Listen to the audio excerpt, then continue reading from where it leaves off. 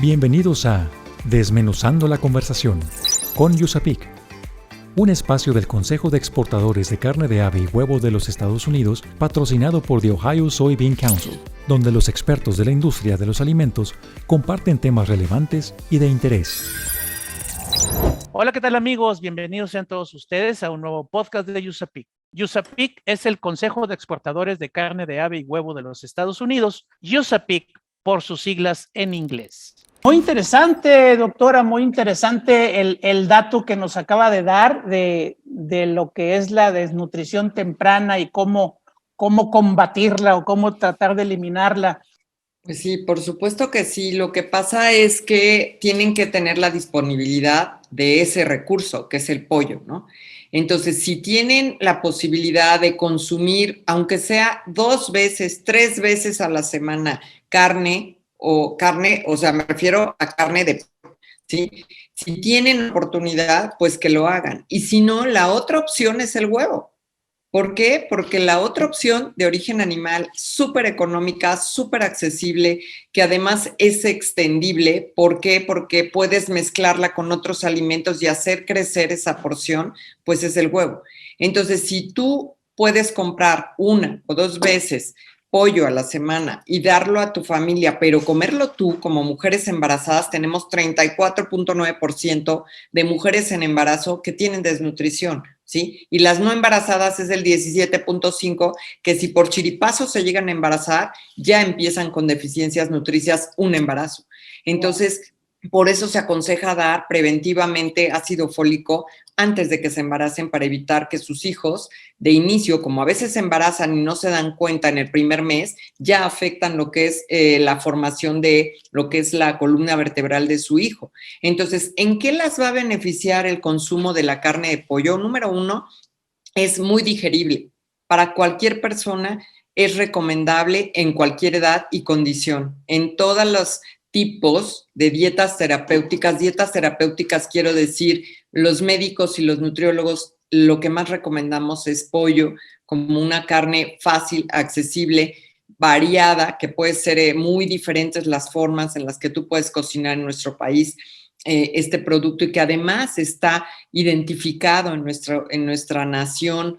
El pollo, el consumo de pollo, no estamos recomendando algo que no conozca la población. Si además de eso complementas con los nutrimentos de otra proteína excelente de origen animal, que es el huevo, pues perfecto, porque ya tienes todo ese patrón de aminoácidos indispensables, que esos son los que van a ir directo a formar proteína, tanto para la mamá como para el bebé. Nosotros no tenemos reservas de proteína en el cuerpo, tenemos reserva de hidratos de carbono en forma de glucógeno, tanto en el hígado como en el músculo, pero no, y de grasa, por supuesto, pero no tenemos reservas de proteínas. La mamá aproximadamente tiene 80,000 kilocalorías de reserva para cuando tenemos el embarazo, y normalmente tenemos 40,000, ¿sí? Entonces, nosotros lo que vamos reservando es esas grasas que nos van a dar energía, que nos van a dar calorías que tenemos de disposición de inmediato, ¿sí? Pero ¿qué nos va a dar el pollo? El pollo no nada más nos da proteína. Nosotros tenemos aproximadamente 20 gramos de proteína en 100 gramos de pollo, de carne, o sea, es decir, de porción comestible.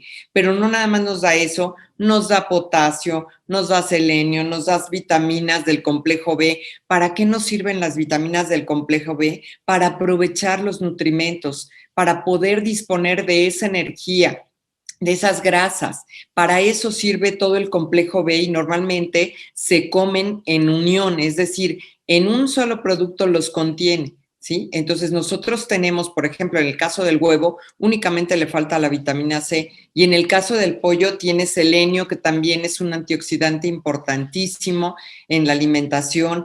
Tiene este potasio, que es importante para todas las transmisiones nerviosas y los latidos cardíacos. El caso del sodio para la cuestión de la presión arterial, para controlarla, que es también muy importante en estas mujeres embarazadas que pueden tener obesidad, pero no por eso carecen de anemia. Muchísimas veces tenemos mujeres embarazadas que están obesas, pero que tienen anemia por deficiencia de micro o de macronutrimentos, que son las proteínas, los hidratos de carbono y las grasas, ¿sí?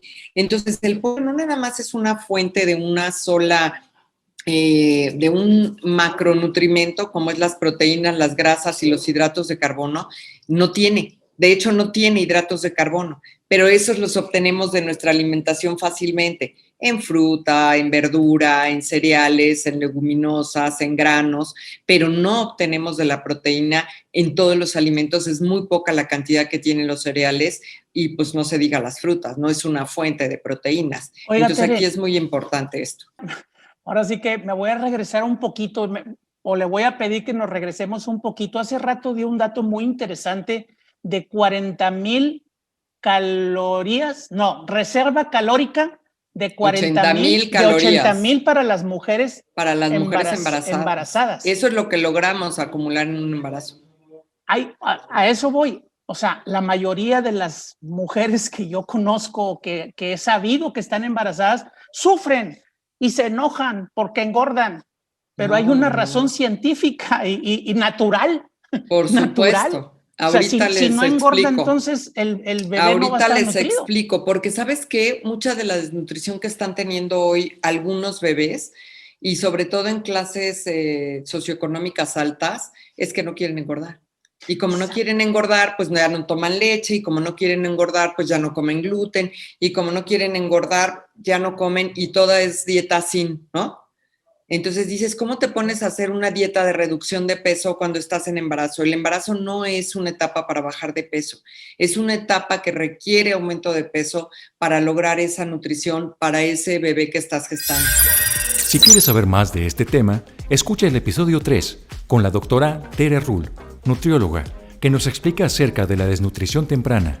Síguenos en redes sociales como USAPIC Latam para que te enteres de nuestros eventos y las actividades que realizamos. USAPIC se escribe USAPEC, USAPIC Latam. Según el Compendio 2021 de la Unión Nacional de Avicultores, Estados Unidos fue el principal país productor de pollo en 2020. En Desmenuzando la conversación con USAPIC, la información aporta valor. Estás escuchando una edición especial de Desmenuzando la conversación con USAPIC. Está escuchando ahorita que una gallina en jaula no está estresada y pone bien sus huevitos. Eso es cierto, entonces. Así es. Es un mito que estén estresadas en las gallinas en jaula. Así es. Ok. Existe ya toda la evidencia de que esto realmente, desafortunadamente, se ha hecho un mito. Por ejemplo, hay un estudio de un investigador que se apellida Said y él, con otro grupo de investigadores, lo que hicieron fue medir lo que es la relación heterófilos-linfocitos. Estas son células sanguíneas que tienen las aves. ¿Heterólisis o qué? Heterófilos linfocitos. Okay. Hay una relación Ahora entre sé qué las es. poblaciones que se encuentran se toman muestras de sangre de las gallinas y se hace un frotis, ¿no? En una laminilla y ya entonces se cuentan estas células en el microscopio. Entonces, hay una relación entre este número de estas células que encontramos en la sangre de las aves y es un indicador de bienestar. Entonces, también hay un producto del metabolismo de adrenales en las gallinas que se llama corticosterona, que generalmente en los mamíferos se mide el cortisol. En las aves se mide la corticosterona. Entonces, este trabajo, por ejemplo, del Dr. Said, cita que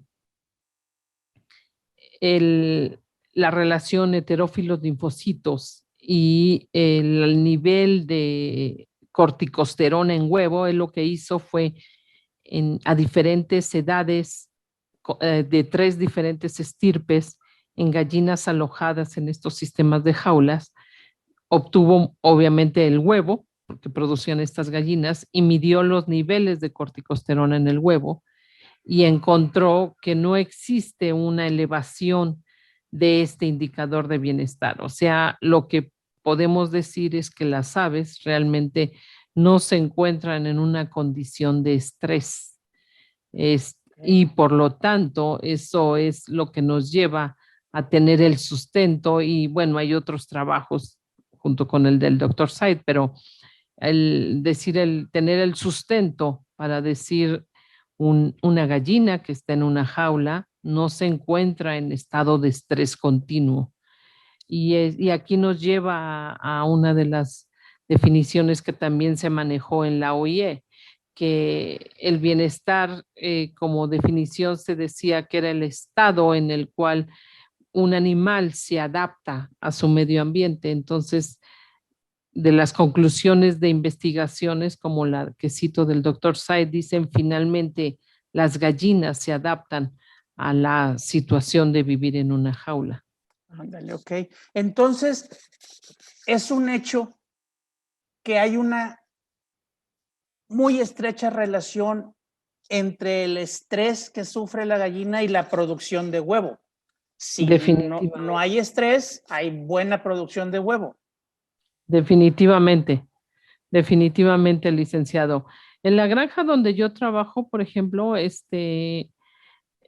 nos hacía, obviamente es una granja de enseñanza y de investigación, pero ¿qué cree? Que tomamos la decisión de cuando teníamos grupos grandes, que entraran a la caseta de gallina de postura en grupos reducidos, porque simplemente la presencia, sin que se toquen a las gallinas, para que la gente también tenga idea de que, bueno, las gallinas, obviamente, las estirpes altamente productoras sí reciben, se toman en consideración muchos manejos y su medio ambiente, porque simplemente en nuestra parvada, que era una estirpe altamente productora, la idea, bueno, meter 30 alumnos a una caseta, y les digo, sin tocar a las gallinas, sin manejarlas, nada más simplemente ellos, los alumnos observando la caseta, las jaulas, ¿no?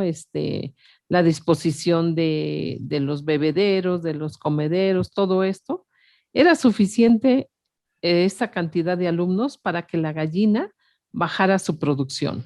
El término bajar su producción es cuando yo, por edad de la gallina, esto se va modificando de acuerdo a la edad de la gallina, pero por la edad de la gallina a lo mejor estoy esperando una producción de huevo de 85%.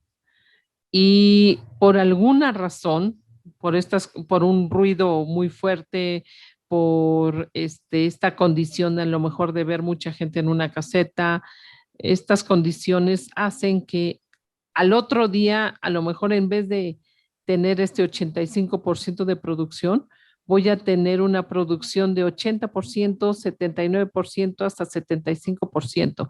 Eso es lo que y puedo tener una caída hasta del 20%. Esto es lo que se llama caídas en la postura.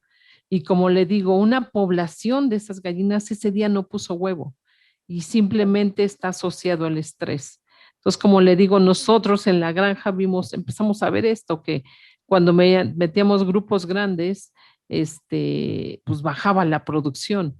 Y entonces ya ahora se dividen los grupos, se meten grupos de 5 alumnos, de 8 alumnos, porque las gallinas se estresan, imagínese usted. Entonces, por eso cuando la gente a lo mejor tiene la concepción que estresamos a las aves en lo que es la producción ya comercial, pues no, porque son pérdidas, o sea, es dinero que se deja de percibir. Entonces, se tiene mucho cuidado a nivel de producción ya de una empresa, el cuidado de las aves, los ruidos, la cantidad de personas que entran a la caseta, para evitar este tipo de estrés en las aves. Ok. Doctor, otra pregunta que yo me haría es, ¿qué otra alternativa ha surgido con respecto a la producción de jaula? Producción de huevo en jaula. Les comentaba al inicio que en Europa se prohibió la jaula convencional y de ahí nacieron otro tipo de sistemas de producción de huevo. Uno de ellos se llama jaula enriquecida. Son jaulas comunitarias, o sea, son jaulas donde alojan a un grupo de aves. Hay de diferentes tamaños, o sea, no hay un estándar, hay de diferentes tamaños. Por ejemplo, en la granja nosotros tenemos un modelo de jaula enriquecida y son jaulas de 30 aves. Se llama así porque se le agregan elementos de enriquecimiento ambiental. Dentro del bienestar existe esto del enriquecimiento ambiental. ¿Qué es esto? Es cuando yo a un animal le doy elementos que él tiene en su hábitat, y los cuales, perdón, son importantes para mostrar pautas de comportamiento. En el caso de la gallina de postura, generalmente los elementos de enriquecimiento en estas jaulas comunitarias, porque es una jaula comunitaria, les decía que hay diferentes tamaños de jaula. Nosotros, nuestra jaula aloja 30 gallinas. Como elementos de enriquecimiento le pusimos percha y les pusimos nidos. Si quieres saber más de este tema, escucha el episodio 27 con la doctora Pilar Castañeda, donde nos habla sobre el bienestar animal en la producción de huevo. Visítanos en www.usapic.org.mx para que conozcas más de nuestra organización. Además, encontrarás información de la industria, productos, recetas, eventos, actividades y el compendio de importación. Recuerda www.usapic.org.mx. USAPIC se escribe USAPEC.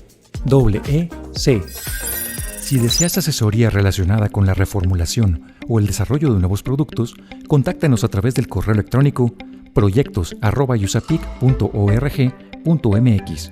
Recuerda, USAPIC se escribe USAPEC. Estás escuchando una edición especial de Desmenuzando la conversación con USAPIC. ¿Cuáles son los ingredientes funcionales que se usan más en la industria cárnica, Gerardo? Pues ya en la primera parte platiqué un poco de la sal y los fosfatos. Sí hay otros ingredientes funcionales y hay que recordar que el proceso de marinación como mencioné inicialmente, que es un ingrediente funcional, hay muchos productos cárnicos que se hacen. Hay productos formados, hay productos marinados, y los formados utilizan otro tipo de ingredientes que usualmente o típicamente no se utilizan en las salmueras, en los productos marinados. Y ahorita realmente yo me voy a enfocar a hablar más de los productos de carne inyectados marinados, y en particular a hablar de los fosfatos. Ok. ¿Cuántos tipos de fosfatos hay para la industria cárnica? Mira, aquí podemos pasar horas y horas detallándote cada uno de los fosfatos que existen. Es tan larga la lista de fosfatos que usualmente nadie lo menciona.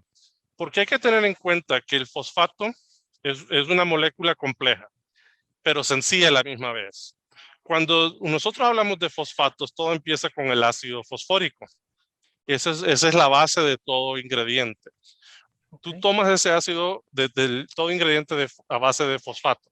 Tú tomas ese ácido y dependiendo de tu proceso de manufactura, se van uniendo varias moléculas de fosfato y van creando cadenas. Entonces, una molécula de fosfato se conoce como un ortofosfato. Ese tipo de fosfato no se utiliza en la carne. No es funcional. Dos moléculas de fosfatos se le llaman difosfatos, pirofosfatos. Hay varios nombres para el mismo material. Y dependiendo cómo se producen, estos pueden ser alcalinos o ácidos. Pero esta molécula de dos fosfatos es realmente la que funciona. Si yo tomo un difosfato, un pirofosfato, y lo pongo en la carne, esta se va a atar inmediatamente con la carne y va a añadir más agua, va a adherir más agua a la carne por sus fuerzas químicas. Pero es más caro o tiene problemas son altamente alcalinos o son altamente ácidos. Entonces no es común utilizarlos en forma pura. A eso siguen los tripolifosfatos, que eso es lo que todo mundo usualmente ha escuchado, un tripolifosfato de sodio, un tripolifosfato de potasio, ¿no? Ese es el de hierro, por decirlo así. Pero hay que tener en cuenta que el tripolifosfato son tres moléculas. Al entrar en solución se van a romper y se va a crear un ortofosfato y un difosfato. Y el difosfato es el que realmente está actuando. Entonces... Así es, entonces si tú tomas tu volumen de tripolifosfato, tú realmente solo tienes el 66% de molécula activa. ¿A poco? Así es. Entonces, y de nuevo, esa es una historia corta. Aparte de eso, hay polifosfatos. Luego están los metafosfatos, que son fosfatos de cadenas más largas que tienen otra funcionalidad, que tienen aplicación dentro de la carne. Usualmente se utilizan más para los fosfatos que se utilizan para la elaboración de salchichas, ya que esos requieren de cierta fricción para romper su cadena de fósforo y actúan en un tiempo más largo, y así se obtiene una mejor funcionalidad. Pero de nuevo, como te mencioné, es tan larga la lista porque le podemos adicionar fosfatos aglomerados. Los fosfatos aglomerados va a depender de si yo tomo al momento del proceso de elaboración y de deshidratación, yo puedo mezclar mi bifosfato, mi pirofosfato, con un tripolifosfato y un metafosfato, y al momento de deshidratarlo, generar una sola partícula de fosfato que tiene los 3 dentro de esa partícula. Okay. Esos son fosfatos altamente funcionales y específicos para cierta aplicación. Entonces, realmente, regresando a lo complejo, que es decir, de cuántos fosfatos hay. Hay una gran variedad de fosfatos. A ver, perdóname. Ajá. Entonces, para no perder la idea, sabemos que los fosfatos son varios. Acabas de comentar que los de batalla son los tripolifosfatos, y esos tripolifosfatos tienen una función, que es retener el agua en el producto a la hora de que se está inyectando o marinando. Así es. Si quieres saber más de este tema, escucha el episodio 11 con el Dr. Gerardo Casco, donde nos habla de ingredientes funcionales para la industria cárnica. Según el Compendio 2021 de la Unión Nacional de Avicultores, Tabasco es el quinto estado productor de pavo con una participación de 7.0%. En Desmenuzando la Conversación con USAPIC, la información aporta valor. Estás escuchando una edición especial de Desmenuzando la Conversación con USAPIC. ¿Por qué se forma la espuma al batir las claras de un huevo? Bueno, pues muy bien, Jaime. Efectivamente, lo que vamos a hablar ahora es sobre la clara. Nosotros utilizamos la clara de huevo para formar diferentes tipos de espuma. Yo creo que pues, una de las más famosas pues, es lo que nosotros le llamamos el merengue. ¿Por qué utilizamos clara? Porque la clara tiene proteínas, gran cantidad de proteínas, y esas proteínas pueden formar una red que engloban el aire. Entonces, ¿cómo se forma la espuma? Pues simplemente lo que nosotros hacemos es dar un tratamiento mecánico a lo que es la clara, que nosotros le llamamos el batido, que puede ser manual, que puede ser con una batidora. Y lo que vamos a hacer es que esas proteínas que en forma natural son como una cadena, ¿sí?, la cual está enrollada, al momento de nosotros batirlo, esa cadena con el tratamiento mecánico se empieza a desnaturalizar, se empieza a desenrollar, y ya desenrollada queda libre. Esa cadena está compuesta por aminoácidos que tienen carga. Entonces, esas cargas quedan libres y pueden reaccionar con otras proteínas, con otros aminoácidos de otras proteínas, y entonces empiezan a crear una red tridimensional. Parte de esos aminoácidos que tiene la proteína de la clara son muy afines al agua y otros afines a lo que es la grasa. Cuando yo estoy batiendo clara, normalmente pues es pura clara lo que yo tengo, no tengo grasa ahí. Entonces, cuando yo bato la clara, lo que estoy haciendo es que esa red tridimensional, los aminoácidos que son afines al agua van a quedar disueltos en la matriz de agua, porque pues en la clara también tiene agua. Entonces, en esa matriz de agua, esos aminoácidos quedan disueltos ahí. Y los aminoácidos afines a la grasa, no va a haber grasa con qué reaccionar. Y entonces, ¿qué sucede? Pues en esa parte, ¿sí?, se va a empezar a englobar el aire que también yo estoy metiendo al momento de lo que es el batido. Y entonces, ¿qué sucede? Que se crean una especie de celdas donde esa proteína que se solubilizó, que se desnaturalizó, que está soluble ahí en el agua, empieza a atrapar ese aire y empieza a incrementar el volumen, ¿sí? Entonces, ¿qué es lo que sucede?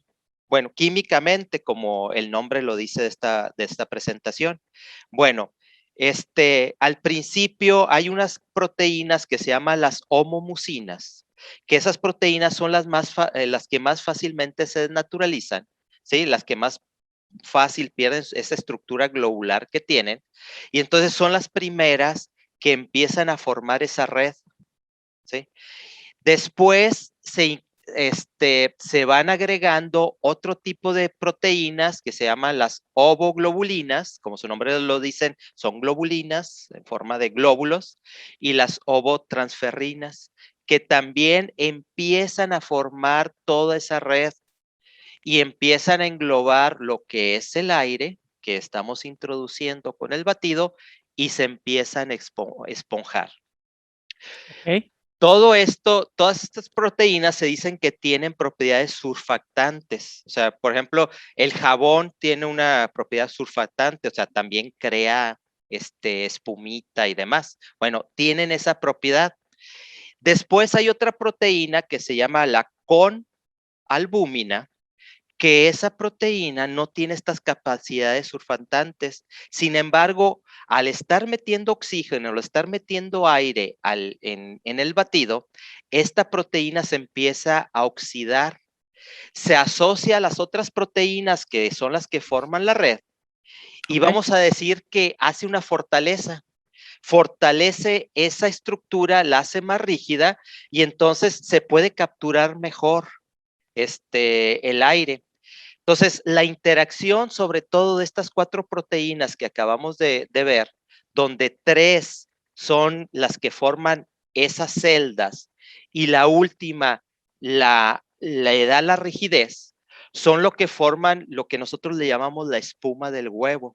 Okay. Y así es como se hace, gracias a las claras, a la proteína de las claras. Entre más bates, más se esponja. Y llega un momento en que deja de esponjar, doctor, ya nomás da hasta cierta medida. Sí, los tiempos de esponjado, pues va a depender de varios factores que pues vamos a estar comentando en esta plática. Muy va bien. A depender de temperaturas y demás, pero sí, definitivamente vamos a tener un tiempo óptimo de esponjado. Normalmente se le llama, los chefs le llaman el punto, ¿verdad? Ya llegué al punto de nieve, ¿verdad? O sea, el punto que es, por ejemplo, en el punto de nieve, en el caso del merengue, es cuando ya agarra una consistencia que si tú das la vuelta al bol que tiene el merengue, no se va a caer, se queda pegado. Se queda pegado. Entonces, le das el punto. Si tú pasas ese punto, si lo sigues tú batiendo, lo que vas a hacer es que empiezas a destruir esa estructura. Esa estructura que se formó, ahora ya la empiezas a destruir y entonces ya pierde su capacidad espumante el producto que tú estás. Excelente. Si quieres saber más de este tema, escucha el episodio 15 con el doctor Carlos Amaya, donde nos habla de la química del merengue. Desmenuzando la conversación con USAPIC, por esta emisión ha llegado a su fin. Te invitamos a que te suscribas a nuestro podcast, comenta lo que más te gustó en este capítulo y deja tus dudas para nuestros expertos. Estaremos atentos a resolverlas.